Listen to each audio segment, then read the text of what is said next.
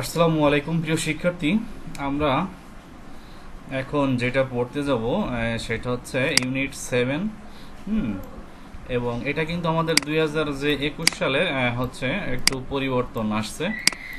2021 সালের যে বইটা আমাদেরকে দিয়েছে সরকার, হ্যাঁ, তো সেখানে একটু পরিবর্তন আসছে।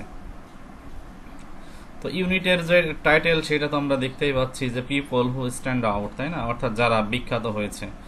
এখানে আমরা জয়নুল আবেদিনের ছবি দেখছি, তারপর এখানে দেখছি পার্থপ্রতিম মজুমদার, তাই না, এখানে হচ্ছে মাদার তেরেসা, স্টিভ জবস, তাই না। এখন আমরা এদের সম্পর্কে একটু পড়তে থাকবো। সামনে যে লেসনগুলো আছে সেগুলো মূলত আসলে এদেরকে নিয়েই, হ্যাঁ। তো সর্বপ্রথম আমরা যেটা পাচ্ছি সেটা হচ্ছে লেসন 1। এবং এখানে আমরা দেখছি যে জয়নুল আবেদিন সম্পর্কিত, তাই না। উনি হচ্ছেন দ্য গ্রেট আর্টিস্ট। তো জয়নুল আবেদিনের একটা ছবি আমরা এখানে দেখতে পাচ্ছি, এটা তার 1955 সালের একটা ছবি এখানে দেওয়া রয়েছে এবং পাশে একটু প্রোফাইল দেওয়া আছে তার, যে সে জন্মগ্রহণ করেছে 29শে ডিসেম্বর 1914 সালে কিশোরগঞ্জে, তাই না, ইস্ট বেঙ্গল, অর্থাৎ পূর্ব বাংলা, যেটা ব্রিটিশ ইন্ডিয়া ওই সময়ের, হ্যাঁ। বর্তমানে সেটা হচ্ছে যে নাও বাংলাদেশ, এখন হচ্ছে এটা বাংলাদেশ। আর উনি মারা গিয়েছেন 28শে মে 1976 সালে, 61 বছর বয়স হয়েছিল, ঢাকা বাংলাদেশ, এখানে ঢাকাতে। আর ন্যাশনালিটি সেটা তো তার জাতীয়তা বাংলাদেশি।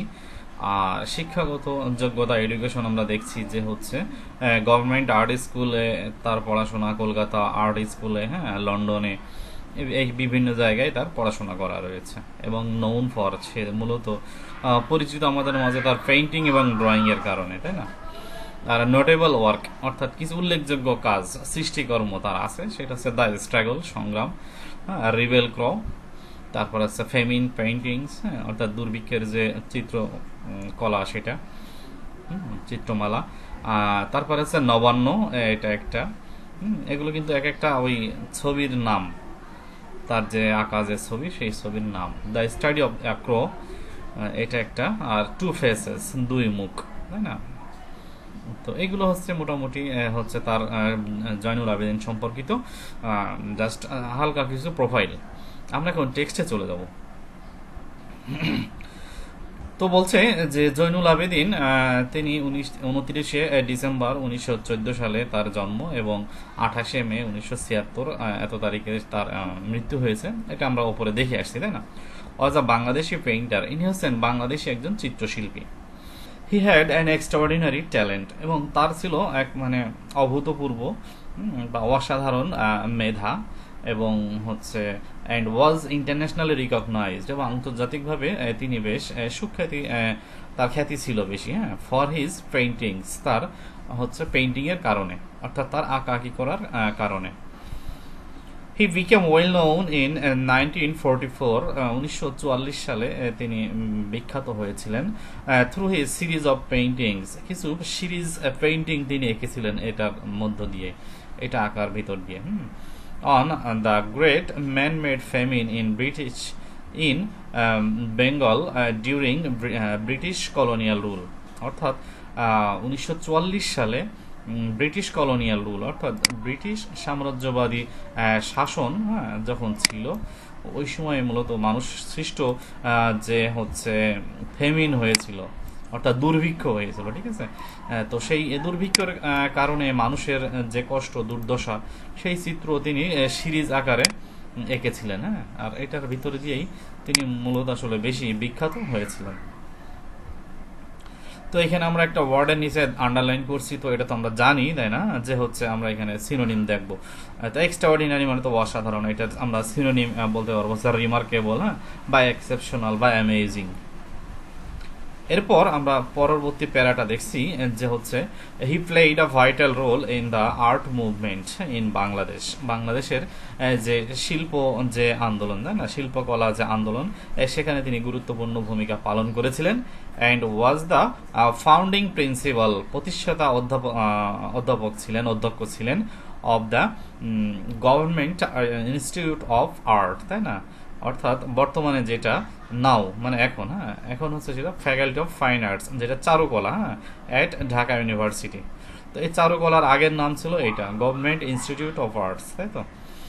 তো এইখানকার তিনি হচ্ছে মূলত প্রতিষ্ঠাতা হচ্ছে অধ্যাপক ছিলেন।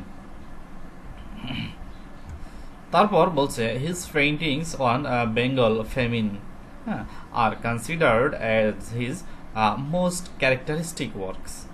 তার যে চিত্র অঙ্কন, তার যে হচ্ছে আঁকাআঁকি করার যে বিষয়টা, সেটা হচ্ছে কিসের উপরে, এই যে বাংলার যে দুর্ভিক্ষের উপরে, এটাকে বিবেচনা করা হয় মূলত তার সবচাইতে কি বলা যায় এটাকে সর্বশ্রেষ্ঠ আর কি, ঠিক আছে, সর্বশ্রেষ্ঠ ওয়ার্কস মানে সৃষ্টিকর্ম।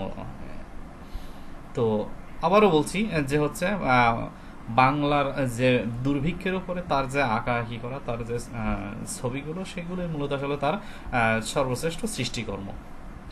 হিজ হোমল্যান্ড, তার মাতৃভূমি, অনার্ড হিম, তাকে সম্মান করেছিল উইথ দ্য টাইটেল শিল্পাচার্য।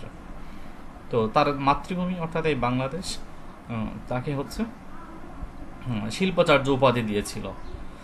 আর the great teacher of art, এই শিল্পাচার্য মানেই হচ্ছে আসলে শিল্পের মহান শিক্ষক। For his artistic and visionary qualities, তার যে শৈল্পিক এবং যে কল্পনাপ্রবণ যে গুণাবলী ছিল, সেটার কারণেই তার মাতৃভূমি তাকে হচ্ছে ওই যে কি বলা যায় শিল্পাচার্য উপাধি তাকে দিয়েছিল। He was a pioneer of the modern art movement, আধুনিক শিল্প কলা আন্দোলনের তিনি হচ্ছেন পায়োনিয়ার মানে অগ্রদূত, তাই না, অর্থাৎ অগ্রগামী ভূমিকা রাখে যে সে আর কি। অ্যান্ড ওয়াজ রাইটলি কনসিডার্ড, এবং তাকে বিবেচনাই করা হয়ে থাকতো as the founding father of Bangladeshi modern art, এবং তাকে মূলত আসলে বাংলাদেশি যে আধুনিক শিল্পকলার জনক হিসেবেই তাকে বিবেচনা করা হয়েছিল ওই সময়। তো প্রিয় শিক্ষার্থী, এখন আমরা দেখব যে হচ্ছে আমাদের সিনোনিম ভিজিওনারি, তাই না, অর্থাৎ কল্পনা প্রবণ, এটার আমরা হচ্ছে সিনোনিম বলতে পারবো হচ্ছে যে ইমাজিনেটিভ বা ইঞ্জিনিয়াস, অথবা ইনোভেটিভ। আর পায়োনিয়ার মানে তো অগ্রদূত, তাই না, এটার আমরা সিনোনিম বলতে পারবো হচ্ছে এক্সপ্লোরার বা ডিসকভারার বা কলোনিস্ট। তারপর আমরা পরের প্যারাটা দেখছি যে Abedin was born in Kishoreganj on 29 December 1914, 1914 সালে এই ডিসেম্বরের 29 তারিখে কিশোরগঞ্জে তার জন্ম। He spend most of his childhood near the scenic banks of the Brahmaputra river, অর্থাৎ তিনি তার চাইল্ডহুড অর্থাৎ শিশুকালটা কাটিয়েছেন মূলত আসলে হচ্ছে ব্রহ্মপুত্র নদীর ধারে, যে সুন্দর যে দৃশ্য, সেই দৃশ্যের মাঝেই সে তার শিশুকালটা কাটিয়েছে। The Brahmaputra later appeared in many of his paintings, আর এই ব্রহ্মপুত্র পরবর্তীতে তার অনেক পেইন্টিংয়ের ভিতরেই উঠে এসেছেন, অর্থাৎ তিনি তার যত অনেকগুলো পেইন্টিং আছে যে পেইন্টিংয়ের ভিতরে ব্রহ্মপুত্রকে এঁকেছেন। And remained a great source of inspiration through out his career, এবং তার জীবনের ক্যারিয়ারে এটা বেশ উৎসাহ দিয়েছে, অর্থাৎ একটা উৎসাহের উৎস হিসেবে কাজ করেছে Brahmaputra. As his tribute to the river Brahmaputra, অর্থাৎ ব্রহ্মপুত্র নদীর প্রতি তার সম্মান প্রদর্শন হিসেবে he drew a series of watercolor paintings in this regard. এই ক্ষেত্রে তিনি বেশ কিছু জল রং ছবি এঁকেছেন সিরিজ আকারে, আচ্ছা। তারপর বলছে যে this helped him earn governors gold medal in all India exhibition in 1938, এবং তাই এই যে জল রঙের যে ছবিগুলো, এটাই মূলত তাকে গভর্নর গোল্ড মেডেল পাইয়ে দিয়েছে 1938 সালে সর্বভারতীয় যে হচ্ছে তোমার চিত্র প্রদর্শনী হয়েছিল সেই সময়। This was the first time, এটাই ছিল প্রথম সময় when he came under spotlight, যখন তিনি সবার নজরে আসলেন, অ্যান্ড দিস অ্যাওয়ার্ড, এবং এই যে পুরস্কার gave Abedin the confidence to create his own visual style, এবং এই পুরস্কার হচ্ছে জয়নুল আবেদিনকে কনফিডেন্স জুগিয়েছিল যে তার নিজস্ব চিত্রশৈলী সৃষ্টিতে। তো এখানে আমাদের হচ্ছে সিনোনিম থাকছে ইন্সপিরেশন মানে উৎসাহ, তাই না? এটার আমরা সিনোনিম বলতে পারবো যে এনকারেজমেন্ট বা ইনসাইট বা মোটিভেশন। আর ট্রিবিউট মানে তো সম্মান, এটার আমরা হচ্ছে সিনোনিম বলবো যে গ্র্যাটিটিউড, হ্যাঁ, বা কমপ্লিমেন্ট বা রিকগনিশন। তো তারপর আমরা দেখছি যে Abedin goat admitted to the government school of art in Calcutta. তো তারপর আমরা দেখলাম যে হচ্ছে জয়নুল আবেদিন তিনি গভর্নমেন্ট স্কুল অফ আর্ট, হ্যাঁ, কলকাতায় এই স্কুলে তিনি অ্যাডমিটেড অর্থাৎ ভর্তি হলেন। Now Government College of Art and Craft Kolkata, হ্যাঁ, ইন্ডিয়া, মানে বর্তমান নামে এটা আর কি। Here he learned European academic style for 5 years. এরপর এখানে তিনি যে হচ্ছে ইউরোপীয় ধাঁচের বিভিন্ন লেখাপড়া সম্পর্কিত বিষয়ে শিখলেন, পড়াশুনো করলেন 5 বছর ধরে। লেটার পরবর্তীতে he joined the faculty of the same school after his graduation, এবং তার গ্রাজুয়েশন শেষ করার পরে অর্থাৎ লেখাপড়া শেষ করার পর স্নাতক শেষ করার পর তিনি আবার ওই একই প্রতিষ্ঠানের শিক্ষক হিসেবে জয়েন করলেন। He was the first Muslim student to obtain first class with distinction from the school. তিনি ভালো একটা রেজাল্ট নিয়ে হচ্ছে এখানে ফার্স্ট ক্লাস পেয়েছিলেন মুসলিম স্টুডেন্টদের ভিতরে, এবং তিনি ছিলেন ফার্স্ট মুসলিম স্টুডেন্ট যে হচ্ছে ফার্স্ট ক্লাস পেয়েছিল। আর বলছে ইন 1951 সালে Zainul went to London to study at Slade School of Art for 2 years। আবার লন্ডনে তিনি চলে গেলেন 1951 সালে, হ্যাঁ, প্রতিষ্ঠানটার নাম হচ্ছে স্লেড স্কুল অফ আর্টস, তাই না, 2 বছরের জন্য। From the dissatisfaction of Oriental style and the limitations of European academic style, অর্থাৎ তোমার প্রাচ্যের যে হচ্ছে ওরিয়েন্টাল মানে প্রাচ্যের অর্থাৎ এশিয়া মহাদেশ এই এলাকা রিলেটেড আর কি, এখানকার যে অসন্তুষ্টি এবং ইউরোপিয়ান যে শিক্ষা ব্যবস্থার যে লিমিটেশন সীমাবদ্ধতা এসব কিছু দেখেই হি ওয়াজ অ্যাট্রাক্টেড টু রিয়েলিজম, তিনি আসলে বাস্তবতার প্রতি বাস্তববাদীর প্রতি একটু আকর্ষণ বোধ করলেন। After his return from London থেকে রিটার্ন হয়ে ফিরে এসে he started a new style, তিনি নতুন একটা রীতি চালু করলেন, সেটা হচ্ছে কল্ড বেঙ্গলি স্টাইল অর্থাৎ বাংলা রীতি, এই নামে একটা রীতি তিনি চালু করলেন। লেটার পরবর্তীতে he realised the limitations of Bengali style, এই বাংলা রীতির ভিতরে তিনি হচ্ছে লিমিটেশনস অর্থাৎ সীমাবদ্ধতা দেখলেন। তারপর বলছে দেয়ারপর অতএব হি ওয়েন্ট টু নেচার, তিনি প্রকৃতির সান্নিধ্যে চলে গেলেন, রুরাল লাইফে চলে গেলেন অর্থাৎ গ্রাম্য জীবন গ্রামীণ জীবনে তিনি ফিরে গেলেন। And the daily struggles of man এবং টু মেক আর্ট, তিনি হচ্ছে একেবারেই যে দৈনন্দিন যে সংগ্রাম মানুষের, হ্যাঁ, সেখানে চলে গেলেন অর্থাৎ মানুষের মাঝে মিশে গেলেন, হ্যাঁ, দ্যাট উড বি রিয়েলিস্টিক, যেটা হবে বেশ বাস্তববাদী, বাট মডার্ন ইন অ্যাপিয়ারেন্স, কিন্তু দেখতে হবে অনেকটা আধুনিক, অর্থাৎ খুব মানবীয় দরদ দিয়ে হচ্ছে ছবি আঁকার জন্য তিনি আসলে খুব বেশি মাত্রায় মানুষের সাথে প্রকৃতির সাথে, হ্যাঁ, গ্রামের মানুষের সাথে তিনি মিশে গেছেন। তো এখানে আমরা কিছু ছবি তার দেখতে পাচ্ছি, হ্যাঁ, যে স্ট্রাগল, তারপরে হচ্ছে রিবেল ক্র, তারপরে হচ্ছে রিবেল কাউ, তারপরে হচ্ছে রিবেল ক্র, তাই না, লেবারার কাপল, তারপরে হচ্ছে ফেমিনিস্ট কেস, এই বিখ্যাত বিখ্যাত ছবিগুলো তার। তাহলে আমরা একটু সিনোনিম দেখে আসি ওপর থেকে, হ্যাঁ, উপরে সিনোনিমগুলো তখন বলা হয় নাই। অবটেইন, তাই না, অবটেইন মানে তো হচ্ছে কোনো কিছু অধিকারে রাখা বা হচ্ছে অর্জন করা, তাই না। তো এটার আমরা হচ্ছে সিনোনিম বলবো যে হচ্ছে তোমার অ্যাচিভ বা অ্যাটেইন বা আর্ন, তাই না। আচ্ছা, ডিস্টিংশন মানে তো আমরা জানি ভিন্ন কোনো কিছু, হ্যাঁ, বা একটু ভালো কিছু, এটার আমরা সিনোনিম বলবো যে হচ্ছে ক্যারেক্টারিস্টিক্স বা ডিফারেন্স বা কোয়ালিটি।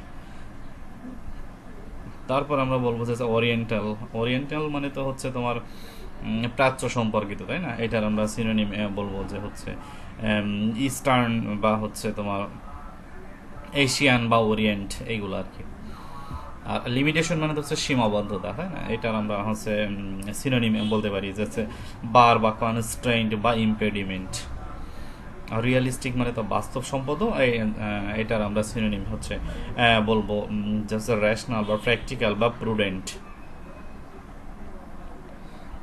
তো তারপর আমরা যে প্যারাটা পাচ্ছি সেটা হচ্ছে ইন 1943, 1943 সালে he painted a series of sketches. তিনি কিছু হচ্ছে মানে স্কেচের সিরিজ এঁকেছিলেন, তাই না? অন দ্য ম্যানমেড ফেমিন, অর্থাৎ মানুষের তৈরি যে দুর্ভিক্ষ, এটার উপরে। Which had spread through out Bengal, যেটা সারা বাংলা ছড়িয়ে পড়েছিল। দ্য ফেমিন, এই যে দুর্ভিক্ষ, কিল থাউজেন্ডস অফ পিপল, এই দুর্ভিক্ষর কারণে হাজার হাজার মানুষ মারা গিয়েছিল। দ্য ডিভেস্টেটিং ফেমিন, এই যে যে ধ্বংসযজ্ঞ যে দুর্ভিক্ষ, টাচড হিজ হার্ট, তার হৃদয়কে স্পর্শ করেছিল। He used Chinese ink and brush, সে চাইনিজ কালি এবং ব্রাশ ব্যবহার করেছিল। অ্যান্ড ড্রু, এবং এঁকেছিল sketches of the devastations of the famine on cheap packing paper, অর্থাৎ সস্তা যে প্যাকিং পেপার, হ্যাঁ, সেটার উপরেই মূলত তিনি এই যে ডিভেস্টেশন, তাই না, অফ দ্য ফেমিন, অর্থাৎ এই দুর্ভিক্ষের যে ধ্বংসযজ্ঞ, সেই ধ্বংসযজ্ঞের ছবি তিনি এঁকেছিলেন সস্তা প্যাকিং পেপারের উপরে। এবং সেক্ষেত্রে তিনি ব্যবহার করেছিলেন চাইনিজ কালি এবং brush. The series of those sketches, ওই সিরিজগুলো স্কেচের আর নোন অ্যাজ ফেমিন স্কেচেস, এগুলো হচ্ছে ফেমিন স্কেচেস নামে পরিচিত। থ্রু দোজ স্কেচেস, এই স্কেচের ভিতর দিয়ে he drew the helplessness and deprivation of the poor people, তিনি মূলত আসলে এই যে অসহায়ত্ব এবং যে বঞ্চিত হওয়া অফ দ্য পুয়ার পিপল, গরিব লোকজনের, এই বিষয়গুলোই তিনি হচ্ছে এঁকেছিলেন। তারপরে হচ্ছে কি দেয়ার মিজারিস, তাদের দুঃখ কষ্ট, অর্থাৎ মানুষের দুঃখ কষ্ট তিনি এঁকেছিলেন। অ্যান্ড ডেথ, এবং মৃত্যু। উইদাউট হ্যাভিং ফুড, খাবার ছাড়া কিভাবে মানুষ মারা যাচ্ছে, হ্যাঁ, এসব কিছুর ছবি তিনি এঁকেছিলেন। He painted those starving people, তিনি ওই সকল না খেয়ে থাকা লোকজনের ছবিও এঁকেছিলেন। Who are dying by the road side, যারা রাস্তার ধারে না খেয়ে না দিয়ে মারা যাচ্ছে, এই ধরনের মানুষজনের ছবিও তিনি এঁকেছিলেন। তারপর বলছে this sketches are his most remarkable works, আর এই স্কেচগুলোই মূলত তার সবচাইতে বড় উল্লেখযোগ্য সৃষ্টিকর্ম, কাজকর্ম। Which spread his name and fame around the world, যেটা তার নাম এবং খ্যাতিকে হচ্ছে সারা ওয়ার্ল্ডে ছড়িয়ে দিয়েছিল। As a famous and humanitarian artist, হ্যাঁ, কী হিসেবে ছড়িয়ে পড়েছিল তার নাম? তিনি হচ্ছেন বিখ্যাত এবং হচ্ছে তিনি মানবতাবাদী একজন শিল্পী, চিত্রশিল্পী। হিউম্যানিটেরিয়ান মানে মানবতাবাদী, মানবপ্রেমী, হ্যাঁ, শিল্পী হিসেবে তার নাম বা খ্যাতি সারা ওয়ার্ল্ডে ছড়িয়ে পড়েছিল। Abedin not only documented the famine, তিনি শুধু এই দুর্ভিক্ষের ছবি আঁকেননি, but also showed its sinister face through skeletal figures of people fated to die of starvation. তিনি আরও দেখিয়েছিলেন যে হচ্ছে এই অশুভ এক মানে চেহারা, সেটা কিসের ভিতর দিয়ে, সেটা হচ্ছে স্কেলিটাল ফিগার অফ পিপল, অর্থাৎ মানুষজন না খেয়ে না দিয়ে স্কেলিটাল ফিগার, অর্থাৎ হাড় গোড় বেরিয়ে গিয়েছে, হ্যাঁ, এগুলোকে স্কেলিটাল ফিগার বলে। তো এইসব মানুষের ছবি তিনি এঁকেছিলেন যাদের ভাগ্যটা মোটামুটি হচ্ছে না খেয়ে মরার মতো অবস্থা, হ্যাঁ, faded to die of starvation, না খেয়ে মরার মতো অবস্থা হয়েছিল, ওই ধরনের মানুষের ছবিও তিনি দেখিয়েছিলেন। He depicted the inhuman story of He depicted the inhuman story with very human emotions, অর্থাৎ মানবীয় দরদ দিয়ে তিনি মূলত আসলে ওই অমানবিক যে অমানবিকতার যে গল্প, সেই সব গল্পগুলোই তিনি বর্ণনা করেছিলেন। These drawings became iconic images of human sufferings. আর এই সকল তার যে ড্রয়িংগুলো সেগুলোই পরবর্তীতে দেখা যাচ্ছে আইকনিক ইমেজে পরিণত হয়েছে মানুষের ভোগান্তির, হ্যাঁ, অর্থাৎ বড় মাপের ছবি হিসেবে স্বীকৃতি পেয়েছে। These sketches helped him to find his way into a realistic approach. আর এই স্কেচগুলোই মূলত তাকে হেল্প করেছে যে তাকে একটু বাস্তবতার দিকে চলে যেতে।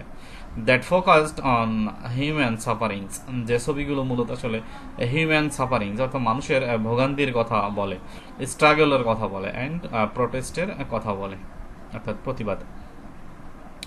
থ্রু আ 65 ফিট স্ক্রল, বলছে 65 ফিট স্ক্রল করা একটা ছবির ভিতর দিয়ে হি ডেপিক্টেড, তিনি এঁকেছিলেন দ্য মাস মুভমেন্ট অফ 1969, 69-এর গণ আন্দোলনের ছবি তিনি এঁকেছিলেন। And with a 30 feet scroll painting called Monpura, এবং 30 ফিট যে একটা ছবি নাম তার মনোপুরা, তার ভিতর দিয়ে হি শোড, তিনি দেখালেন দ্য ডিভেস্টেডিং সাইক্লোন অফ 1970, 1970-এর যে এক ধ্বংসযজ্ঞ ঘূর্ণিঝড় হয়েছিল সেটার ছবিও তিনি দেখালেন 30 ফিট একটা স্কল পেইন্টিংয়ের মাধ্যমে, যা তার নাম হচ্ছে Monpura.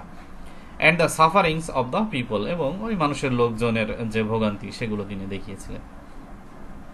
Through the letter sketch, পরবর্তী স্কেচের ভিতর দিয়ে হি রিমেম্বার, তিনি স্মরণ করেছিলেন দ্য পিপল, ওই সকল লোকজনদের কে তিনি স্মরণ করেছিলেন, হু ডাইড ইন দ্যাট ক্যালামিটি, অর্থাৎ ওই যে ধ্বংসযজ্ঞ, ওই যে ক্যালামিটি মানে হচ্ছে যে ডিজাস্টার, তাই না, দুর্যোগ, ওই দুর্যোগে যে সকল মানুষ মারা গেছিলেন তাদেরকে তিনি স্মরণ করেছেন।